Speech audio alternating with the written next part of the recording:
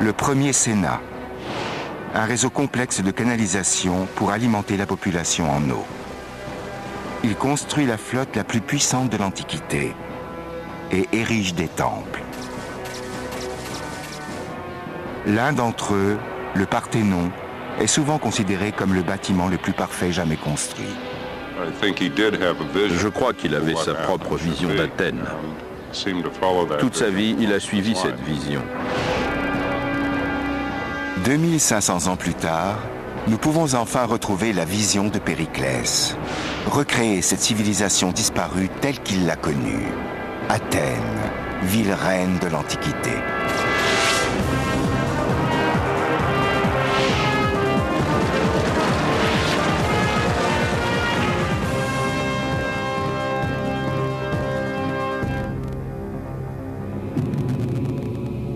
Au 5e siècle avant Jésus-Christ, parmi les centaines de cités-États qui composent la Grèce antique, l'une d'entre elles va connaître la gloire, sous la conduite d'un homme. Cette ville, c'est Athènes. Et Périclès n'est ni roi ni prince. Il a été élu. Il tire son pouvoir du peuple et d'une détermination à toute épreuve. La légende raconte que lorsque la mère de Périclès est arrivée à 8 mois de grossesse, elle a fait un rêve et elle a compris qu'elle aurait un fils dont le destin serait extraordinaire. Dans son rêve, elle accouchait d'un lion et pour les Grecs, le lion symbolisait le pouvoir. En Grèce, pour réussir une carrière d'homme politique et d'homme d'État, il fallait être un chef militaire et un grand orateur à l'Assemblée. Et Périclès avait toutes les qualités requises. Il a permis à Athènes de devenir une grande puissance, et il en a d'ailleurs été l'artisan principal. Périclès veut envoyer un message clair au monde, celui de la suprématie d'Athènes, capitale d'un nouvel empire. Pour cela, il va bâtir. Il a en tête la campagne de chantier la plus chère et la plus ambitieuse jamais entreprise en Occident. Mais il lui faut la financer. Il puise donc dans le trésor des Grecs, ce que certains verront comme un vol éhonté. Cet argent est en effet destiné à défendre la Ligue des cités-États grecs de la région et non à la glorification d'Athènes. Qu'importe, le chantier du Parthénon est ouvert. Élevé en l'honneur de la déesse Athéna, il deviendra le monument le plus copié de l'histoire. Un modèle qui inspirera ingénieurs et architectes du monde entier. Sa construction durera 15 ans, coûtera l'équivalent de 72 millions d'euros et nécessitera pas moins de 20 000 tonnes du plus beau marbre blanc. Le Parthénon est sans doute le bâtiment qui a le plus inspiré le monde. Où que l'on aille, en Amérique du Nord, en Europe, on retrouve des façades 19e de banques, de parlements ou de tribunaux qui portent clairement la marque de son influence.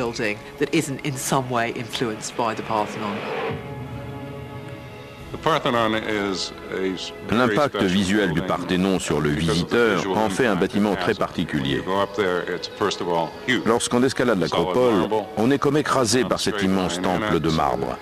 Et malgré cela, il a un côté aérien, des lignes dynamiques. Quand on le regarde depuis l'Acropole, on a l'impression qu'il flotte dans les airs. L'image du Parthénon nous est familière. Pourtant, les guerres et les affronts du temps font qu'aujourd'hui, ce bâtiment vieux de 25 siècles n'est plus que l'ombre de lui-même.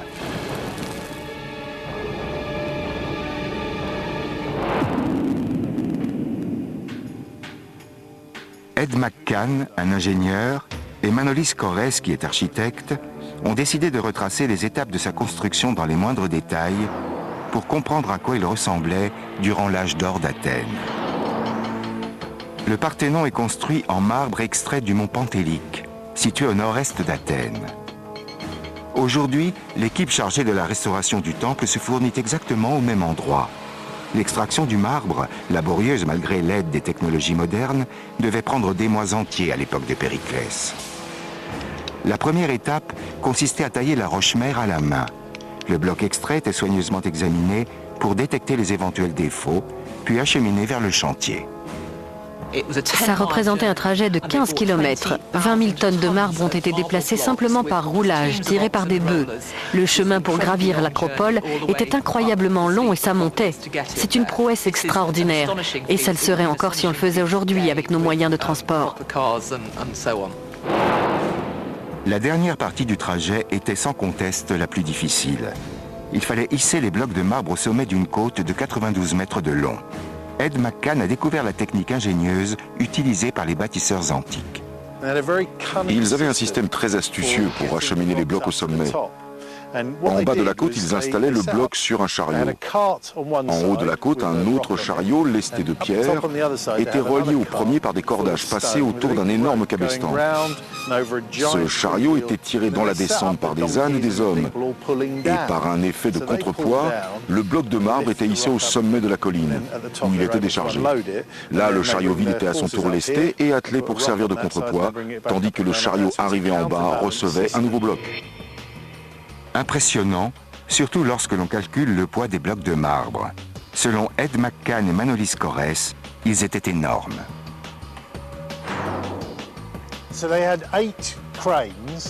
Tout autour du Parthénon, 8 grues en bois avaient été construites pour lever les blocs et les déposer sur le chantier.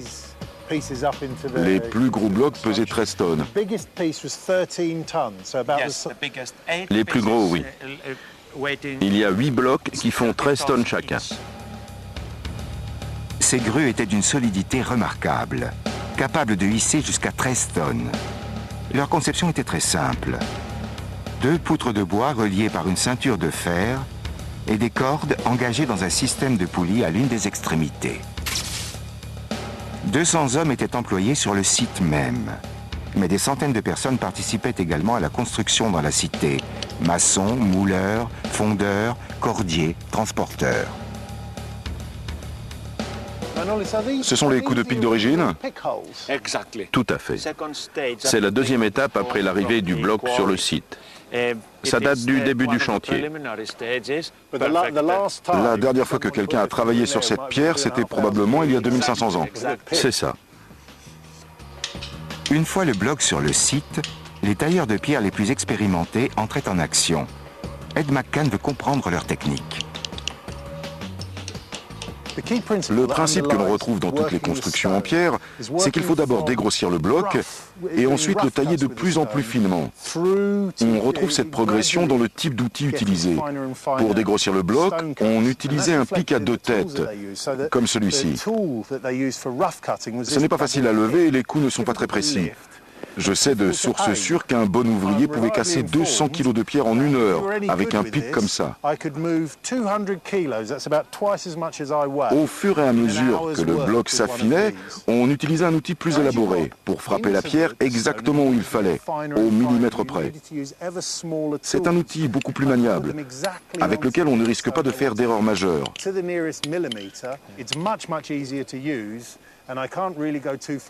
L'inconvénient, c'est qu'il ne permet d'enlever que des petits bouts. Il me faudrait 2 semaines pour ciseler ce bloc et produire 200 kg de gravats. Une fois les tambours qui vont composer les colonnes achevées, il ne reste plus qu'à les assembler. Là, on voit où les pierres d'origine ont été assemblées, avec des agrafes de fer. L'agrafe a disparu, mais on voit son emplacement d'origine. Cette partie était dessous, invisible. C'est ça, caché par la pierre suivante. Aujourd'hui, les ravages de la pollution sont tels que le Parthénon nécessite une restauration de grande envergure.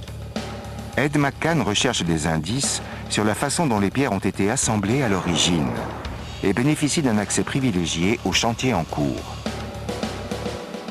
Il s'agit d'un travail de restauration moderne. Les techniques que l'on emploie aujourd'hui diffèrent un peu de celles du temps de Périclès, mais elles comportent quelques similarités. D'abord, les sections de colonnes, qu'on appelle les tambours, sont les mêmes. Là, elles sont hissées avec de grandes grues en acier.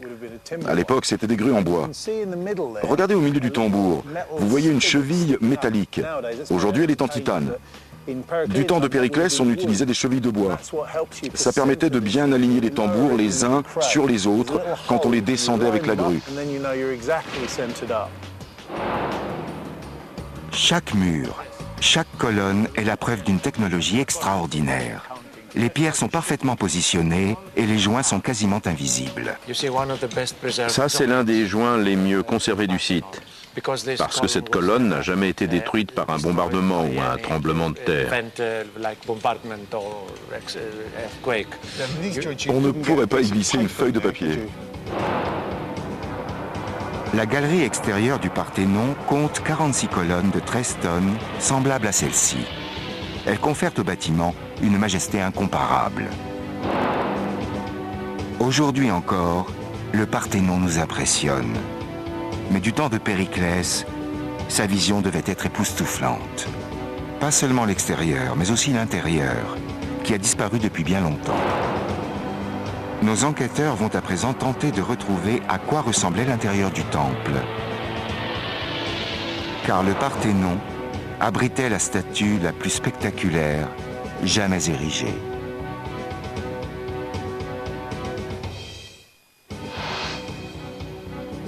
Le bâtiment voulu par Périclès est révolutionnaire pour son époque. Il fait partie de son vaste projet de transformation de la ville. Son programme est extrêmement ambitieux. C'est aussi un grand succès.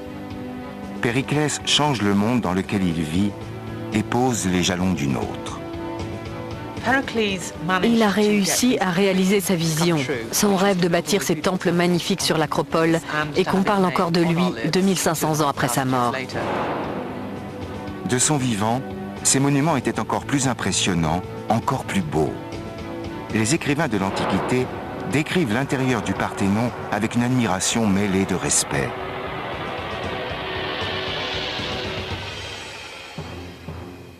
Mais tout ceci a disparu.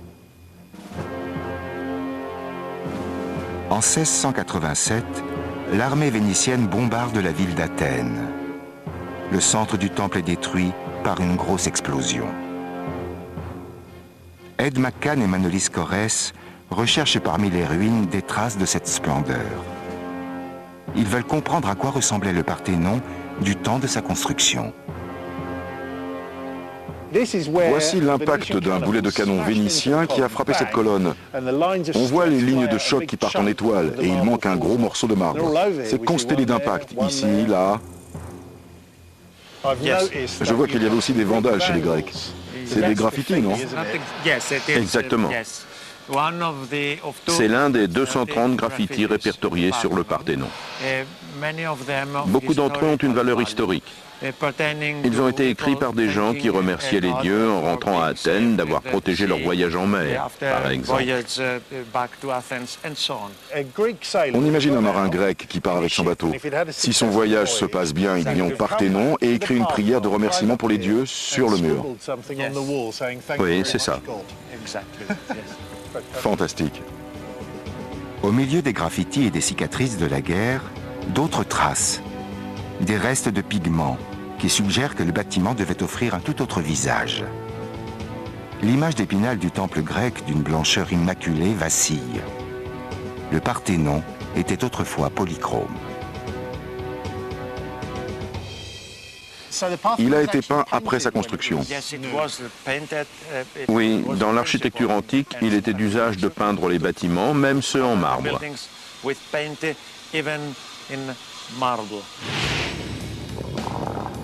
Nous pouvons aujourd'hui recréer virtuellement son apparence.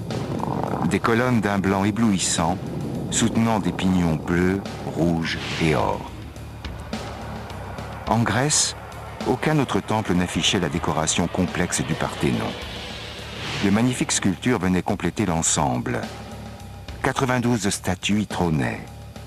Une frise courait autour du temple, sous le plafond des galeries, sur près de 160 mètres. Et les sculptures qui ornaient les pignons étaient colossales.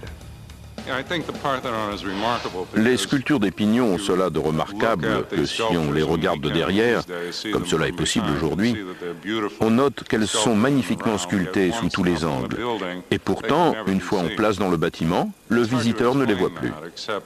Il fallait vraiment que les artistes soient fiers de les avoir sculptées. C'était pour honorer les dieux, la ville aussi peut-être, et aussi par fierté de leur métier. Périclès souhaite que quiconque pénètre dans le temple soit impressionné. Ce n'est pas qu'un lieu de culte. C'est là qu'est entreposé le trésor. C'est aussi là que se dresse le symbole même de la ville. Une colossale statue de sa déesse protectrice, Athéna. L'ingénieur Ed McCann veut savoir à quel endroit la statue, détruite depuis bien longtemps, se tenait. Manolis est un peu embarrassé de me le dire, mais la statue s'élevait juste à l'endroit où cette horrible grue est montée. C'était Athéna dans toute sa gloire. Vous reconstituerez la statue pendant la restauration? C'est impossible, parce qu'elle a été complètement détruite au cours d'un incendie au IIIe siècle de notre ère. Les récits qui nous sont parvenus évoquent une statue chryséléphantine, c'est-à-dire faite d'or et d'ivoire, de 12 mètres de haut. De quoi se sentir tout petit pour le visiteur qui, une fois dans le bâtiment, ne pouvait la voir que de près. C'était du jamais vu.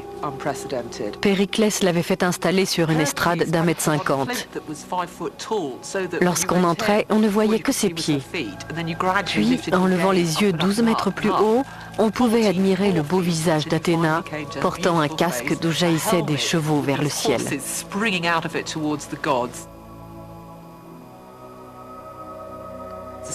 Cette statue a complètement changé l'histoire de la statuaire religieuse dans l'Antiquité, et sans doute aussi celle de la statuaire chrétienne.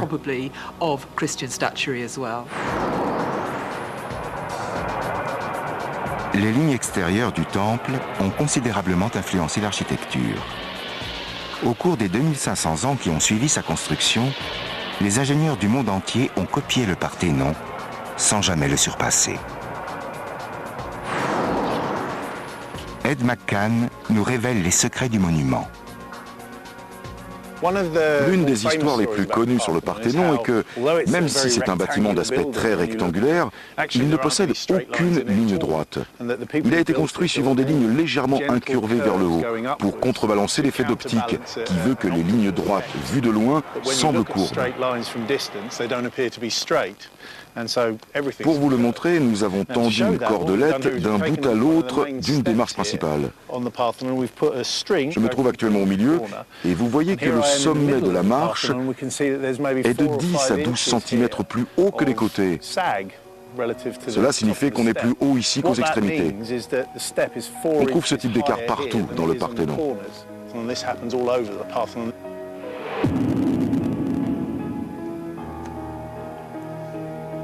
En compilant le résultat de décennies de recherche et grâce aux dernières techniques de modélisation, il est désormais possible de reconstruire le Parthénon.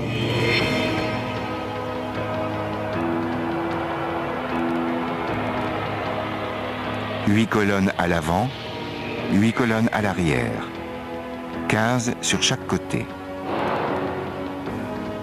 En entrant dans le temple, le visiteur passait sous le porche puis pénétrait dans le sanctuaire d'Athéna, long de 30 mètres. Ensuite, il accédait au trésor et ressortait sous un second porche à 6 colonnes. Les splendides bâtiments de l'acropole ont servi de modèle à beaucoup de constructions romaines. Ils ont bien entendu eu un impact énorme sur l'architecture européenne pendant la Renaissance. Même si cela s'est fait à travers Rome, l'influence du Parthénon continue de se faire sentir en architecture. La construction d'un tel édifice aurait suffi à elle seule à garantir à Périclès une place dans l'histoire. Mais ce dernier ne s'arrête pas là. Il bouleverse de façon plus radicale encore la ville d'Athènes. De nouveaux chantiers transforment la cité et son peuple. Périclès invente la démocratie.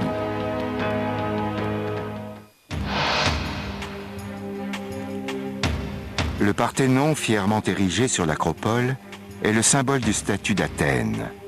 C'est une superpuissance. Les chantiers lancés par Périclès ont été l'occasion pour Athènes d'asseoir sa prédominance sur le reste de la Grèce. L'objectif de Périclès n'est pas d'en remontrer au reste du monde, mais de changer la vie des citoyens ordinaires d'Athènes.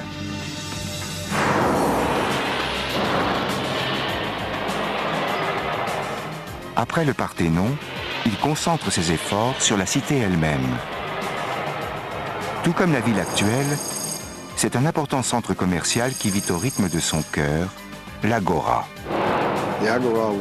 L'Agora est un endroit extrêmement important. C'est un lieu de marché, un centre de vie politique et sociale. C'est le cœur de la ville à tous les niveaux. Aujourd'hui, il n'en reste que des ruines. Elle a essuyé les assauts des envahisseurs barbares, été divisée en propriétés privées, puis abandonnée. Il est possible d'imaginer à quoi elle ressemblait du temps de Périclès, lorsque ces 12 hectares étaient le centre de la civilisation la plus avancée sur Terre. John Camp est un spécialiste de l'Agora d'Athènes mondialement reconnu. Il a passé plus de 30 ans à tenter de reconstituer son apparence. La zone était sillonnée de rues animées et parsemée de temples.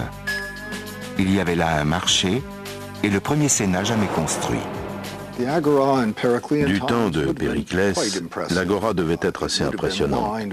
Je l'imagine bordée de stoas, c'est-à-dire de grands bâtiments ouverts en façade par une colonnade où l'on pouvait s'abriter du soleil ou de la pluie. Et bien sûr, beaucoup de monde. Un autre temple magnifique y est érigé, très différent du Parthénon. Le temple d'Héphaïstos, dédié aux artisans qui ont contribué à réaliser la vision de Périclès.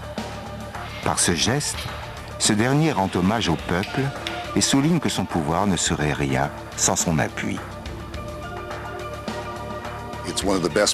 C'est un des temples les mieux préservés de l'Antiquité. Alors il est difficile de comprendre comment les pierres ont été assemblées. Ici, ce sont les ruines d'un temple qui devait être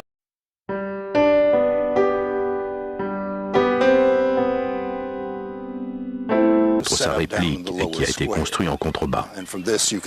Ces morceaux épars permettent d'appréhender la méthode de construction. Vous voyez que c'était un bâtiment presque entièrement en marbre. Il n'y a pas de mortier. Les pierres étaient tenues ensemble par des agrafes en fer comme celles que vous voyez ici. Elles s'emboîtaient sur des chevilles métalliques. D'ailleurs, on voit encore un bout de fer et un peu du plomb qui a été coulé pour sceller la cheville en place. Ça, c'est un bout de marche. Au-dessus de cette partie-là, il devait y avoir le deuxième degré. Toutes ces marques étaient cachées dessous. Le temple d'Héphaïstos se dresse sur le côté de l'Agora. Au milieu de la place, l'assemblée. Pour l'édifier, il faut réaliser des travaux de nivellement, créer des terrasses artificielles et creuser la roche. Les techniques utilisées sont testées et éprouvées. À l'intérieur, en revanche, une révolution se prépare. C'est ici que va naître la démocratie. Ces murs sont tout ce qu'il reste de l'ancien Sénat, construit autour de l'an 500 avant notre ère. C'était un bâtiment très simple, avec des murs en briques crues, une façade à colonnade au sud et des sièges en bois pour les membres de l'Assemblée. Une antichambre rectangulaire menait au grand hall principal. Au centre, 5 colonnes supportaient une toiture en bois. 500 Athéniens y étaient affectés chaque année. Pas élus, juste tirés au sort pour être sénateurs.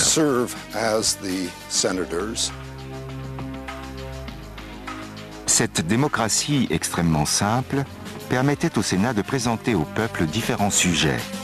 Litiges, impôts, déclaration de guerre. Les décisions étaient prises par le peuple.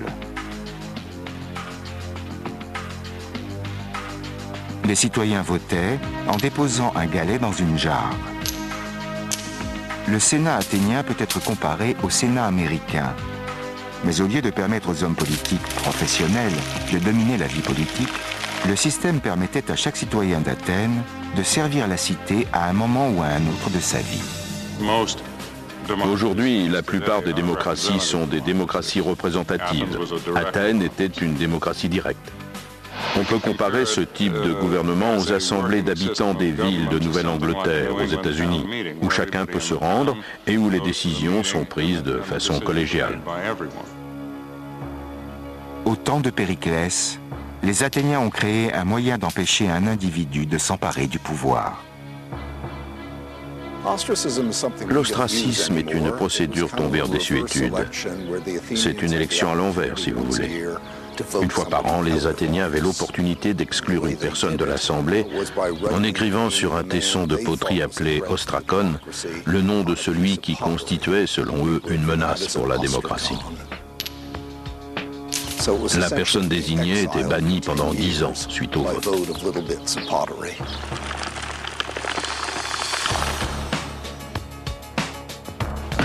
Un homme politique très populaire un jour pouvait se retrouver banni de la ville pendant 10 ans et ses biens mis sous séquestre. Chose étonnante, Périclès n'a jamais été frappé d'ostracisme, bien qu'il ait dominé la vie politique d'Athènes pendant plus de 30 ans.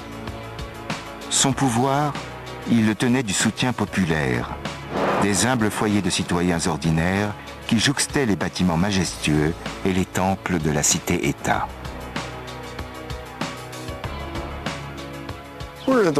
Nous sommes sur les ruines d'une maison athénienne assez typique. Ce mur-ci file vers l'arrière. Cette zone est une cour ouverte. Le plan est très simple, sans prétention. Les murs de ce type de maison étaient en briques crues ou en pierre sèche, renforcés de bois et enduits d'argile.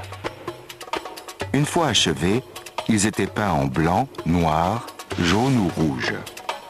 Le sol était en terre battue, parfois recouvert de mosaïques. Les maisons étaient tournées vers la cour intérieure et chaque citoyen devait se raccorder au système d'adduction d'eau.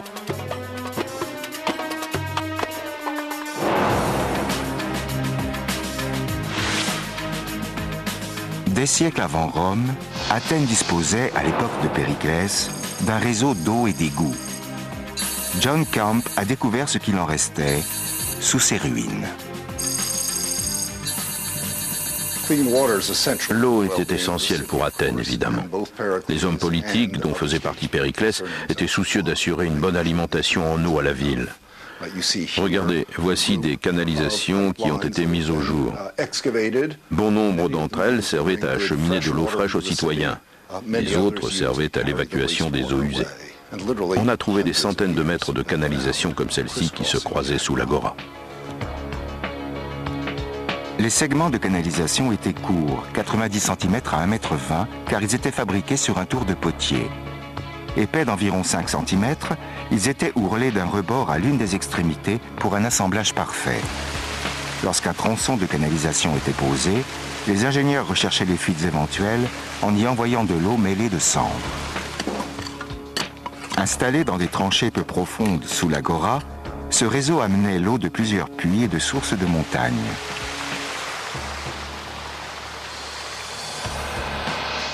Lorsque l'on considère tous ces éléments, les temples, les maisons, les places de marché, les bâtiments publics et les installations sanitaires, il devient clair qu'Athènes a tout d'une ville modèle.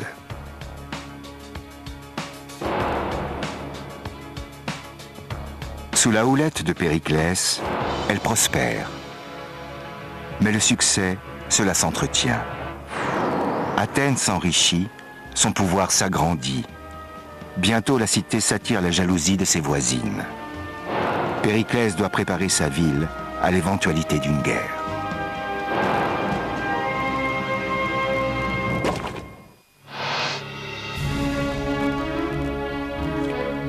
La ville s'est complètement transformée.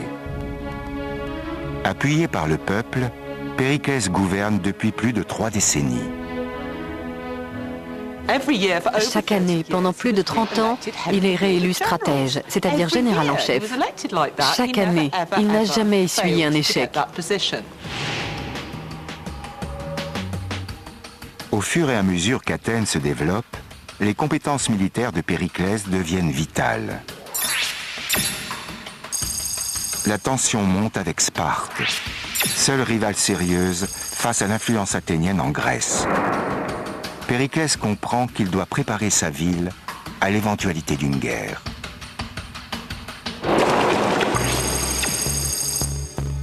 Les défenses de la ville protègent alors une large bande de territoire limitée par 2 longs murs et 3 km de côte.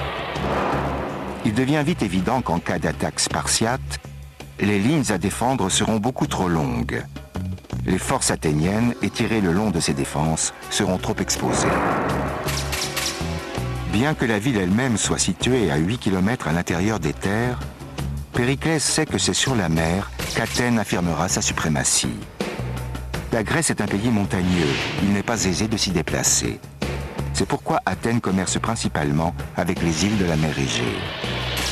Périclès s'attache donc à protéger la route du port qui mène au Pirée. Il fait construire un troisième mur, parallèle au mur du Pirée, créant ainsi un corridor défendable. Désormais, quoi qu'il arrive, le lien entre Athènes et la mer est assuré par cet étroit passage. S'il fallait reconstruire ce mur aujourd'hui, cela représenterait un chantier considérable. Telle une véritable autoroute, le mur trace son chemin à travers des propriétés privées et des fermes. Il franchit des rivières, divise les communautés, sépare les gens de leurs terres. Pour Périclès, ce sont des inconvénients nécessaires. Athènes doit être prête à combattre. Aujourd'hui, il ne reste rien du mur de Périclès. Mais cette fortification d'Agosténa est très similaire. Elle donne aux archéologues une idée de ce à quoi il ressemblait. Je pense que le mur de Périclès devait être en pierre plus petite qu'ici, sur environ 4 mètres de hauteur, et surmonté d'un mur en briques crues d'encore 3 ou 4 mètres. Les parois extérieures du mur étaient comblées par des gravats. Au-dessus des fondations, on posait une pierre nommée socle. Au-dessus s'élevait le mur de briques. Ces fortifications faisaient environ 4 à 5 mètres d'épaisseur, 9 mètres de haut et 13 km de long en tout. Périclès les voulait imprenables. Pour cela, il lui fallait bien disposer ses troupes. Michael Rhodes, expert en armement, a étudié la façon dont Périclès a procédé. Sa stratégie reposait sur une force de réaction rapide, des cavaliers patrouillant le long des fortifications. Les Athéniens ont recruté 300 cavaliers. L'idée de Périclès d'associer des fortifications et une cavalerie est fascinante. C'est l'acte de naissance de la cavalerie grecque. Les troupes montées sont une nouveauté dans les conflits de la Grèce antique. La cavalerie peut patrouiller le long des murs. On peut la faire surgir d'une poterne à tout moment, dès qu'un problème survient. Et elle peut également sillonner la campagne pour protéger l'infrastructure agricole.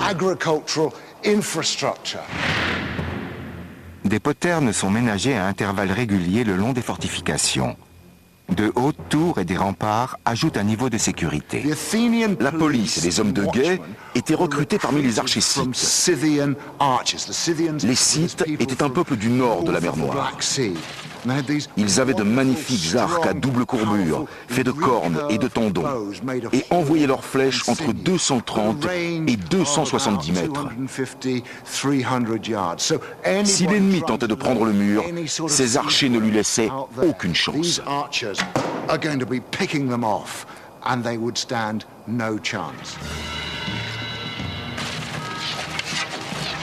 Périclès installe également, en plus des archers, des hommes armés de frondes en haut des murs. Ce sont les snipers de l'Antiquité.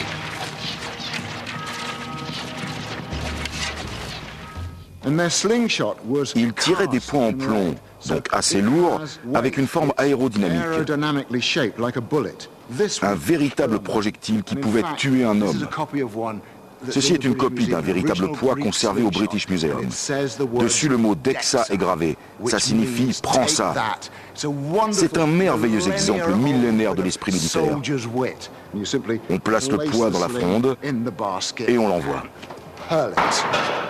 Construits avant que ne se développe la stratégie des sièges lors des conflits, ces murs ont tenu leurs promesses durant toute l'époque de Périclès.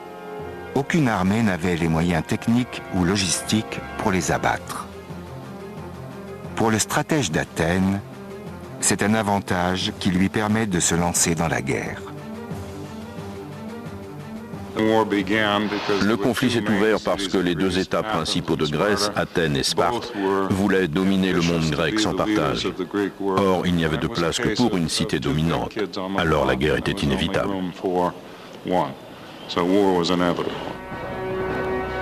L'âge d'or d'Athènes va bientôt connaître une fin dramatique. Périclès décide de miser tout ce qu'il a construit, tous les efforts consentis par son peuple, sur la seule puissance de sa redoutable flotte de guerre.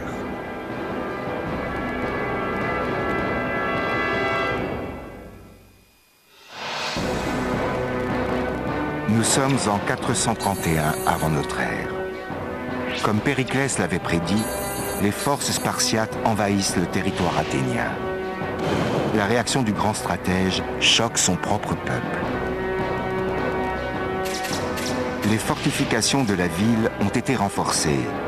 Il choisit de s'en remettre uniquement à leur résistance et ordonne à la population des campagnes d'abandonner ses biens et de se réfugier derrière les murs d'Athènes. Beaucoup y voient une preuve de lâcheté. Les Athéniens laissent 60 000 Spartiates ravager leur campagne. Périclès estime que l'armée ennemie est trop forte. L'affronter sur terre serait courir à la défaite. Il choisit de mener la bataille sur mer. Grâce à l'étroit corridor protégé par les longs murs, ses troupes gagnent le Pirée. De là, elles lancent l'assaut contre Sparte à bord d'une flotte de navires de guerre redoutables, les trirèmes. Au 5e siècle avant Jésus-Christ, Athènes était sans doute dotée de la meilleure flotte de guerre de toute la Méditerranée. C'était en partie dû à l'argent que lui rapportait son empire et qui lui permettait de payer un entraînement plus long et plus intense à ses équipages.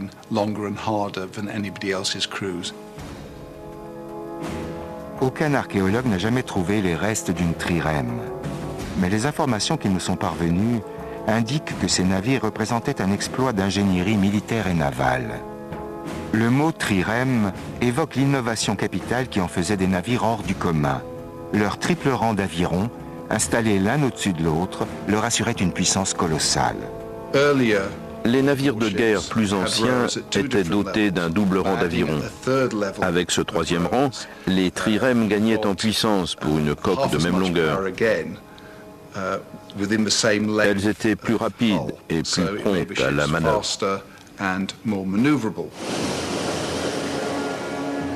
À voir les représentations antiques des trirèmes, l'intention des concepteurs est claire. Utiliser la puissance du navire avec brutalité. Boris Rankov pense que la proue de chaque vaisseau était renforcée pour agir comme un bélier. La proue était protégée par un rostre en bronze aux arêtes saillantes.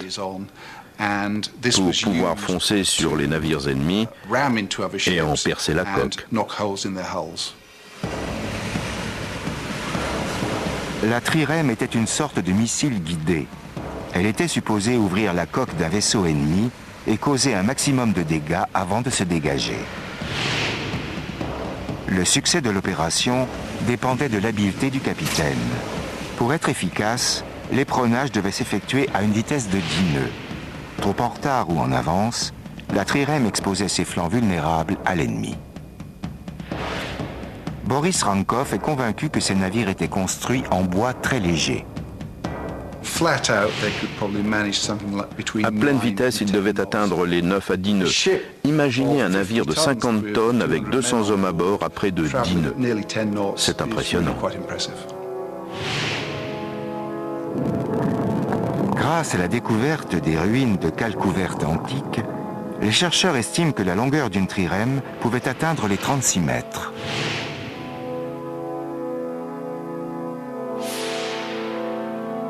Les recherches de Boris Rankov permettent d'établir qu'il ne fallait pas moins de 170 hommes étagés sur 3 rangs pour la manœuvrer, chacun maniant un aviron de 4 mètres.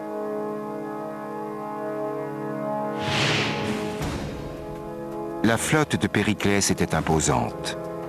Des récits relatant le début de la guerre avec Sparte suggèrent qu'il disposait de 300 vaisseaux. Avec environ 200 hommes par navire, cela représentait une flotte de 60 000 hommes. De plus, chaque trirème embarquait des soldats appelés hoplites. Déposés à des endroits stratégiques au cœur du territoire spartiate, ces troupes frappaient l'ennemi dans des raids d'éclairs, puis reprenaient la mer.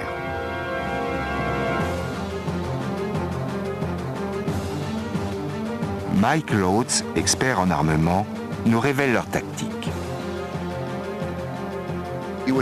Les hoplites combattaient en phalange. C'étaient des soldats d'infanterie armés d'une lance, d'un bouclier, et ils chargeaient.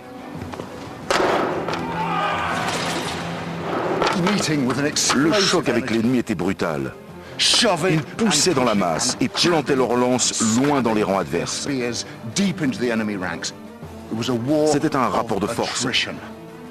Imaginez 600 hoplites derrière mon adversaire, alignés sur 8 à 12 rangs. Les premiers rangs frappaient les ennemis avec les lances et les suivants poussaient de toute leur force.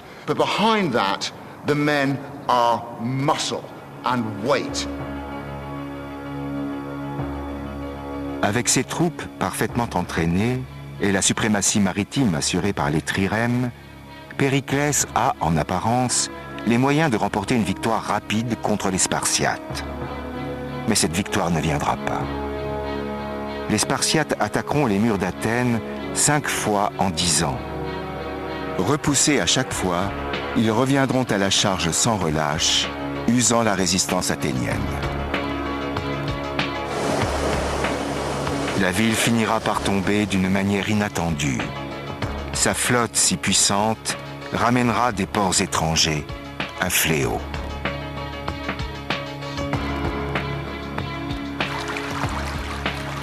Des milliers de personnes, confinées à l'intérieur des murs de la cité, seront confrontées à ce mal inconnu. Un quart de la population mourra.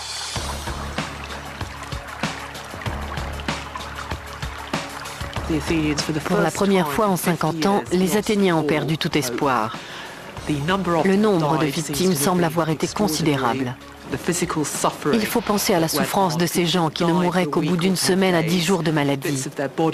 Ils crachaient leurs poumons et étaient couverts d'éruptions dégoûtantes. Imaginez l'odeur épouvantable des corps en putréfaction, mêlée à celle des eaux sales, due au confinement de toute une population à l'intérieur des fortifications.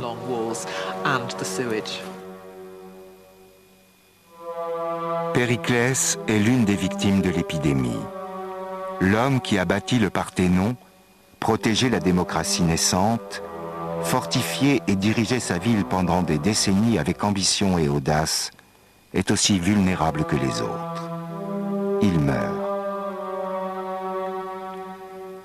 Personne ne sait avec certitude quel fléau causa autant de ravages. Les découvertes récentes laisse penser qu'il pourrait s'agir du typhus. Le typhus peut être une maladie redoutable. Elle déclenche une fièvre intense qui peut faire perdre connaissance au malade.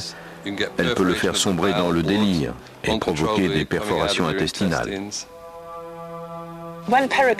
Lorsque Périclès est mort, pendant ce qu'on appelle la peste d'Athènes, il a laissé un grand vide dans la vie politique, que des gens sans doute moins capables ont tenté de combler.